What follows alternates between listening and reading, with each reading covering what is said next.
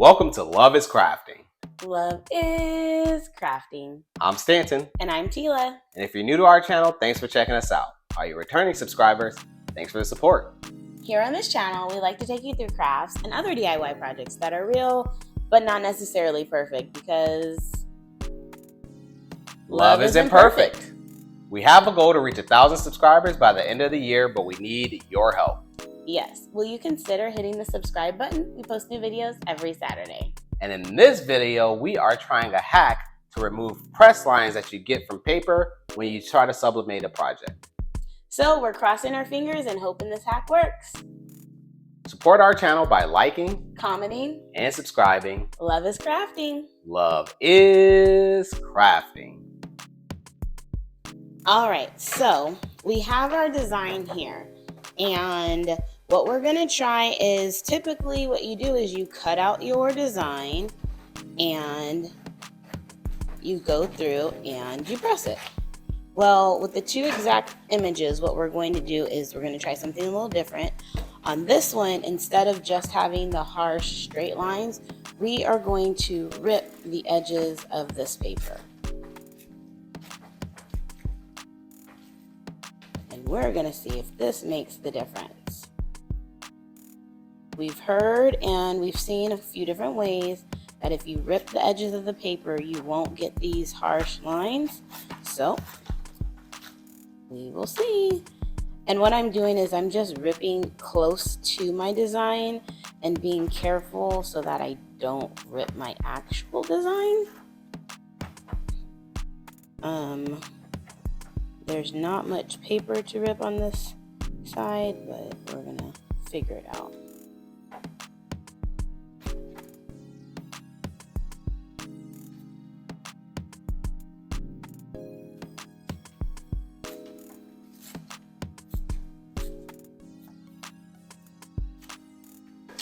All right, so now that we have our two paper images that we're going to transfer, we're going to get to it. All right, so we have our two images, one cut in perfect lines and the other one torn across. We have our heat press set at 400 degrees. So we are going to set these two down. And then we are going to tape them down. And this is going to help with any ghosting so that it stays in place.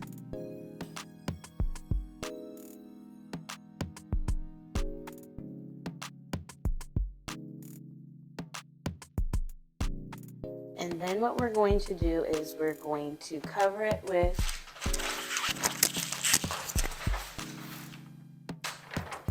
our butcher paper, and we are going to let it press for 60 seconds with very minimum pressure.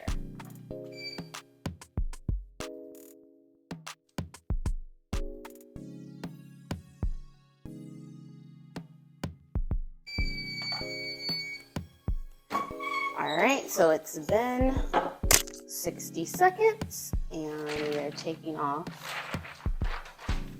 our butcher paper. That got kind of dark. Yeah. And we have that.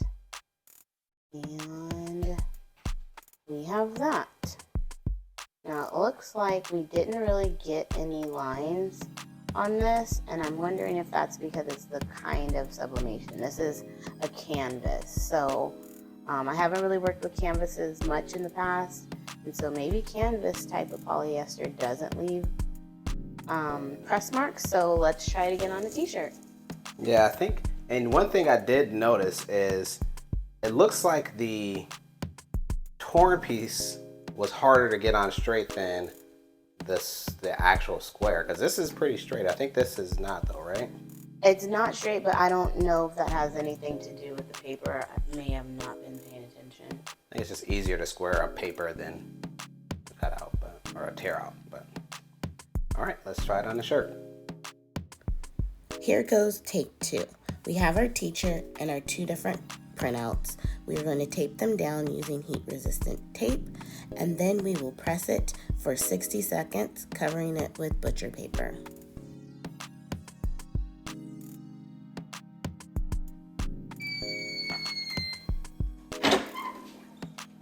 All right, we're going to remove the butcher paper, and we are going to pull up the first one, which had the hard cut lines. And if you look closely, we do have those press lines.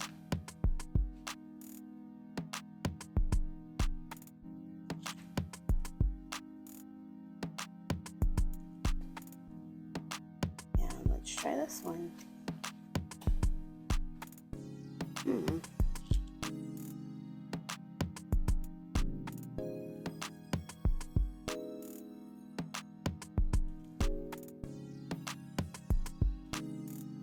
I think we still have press lines.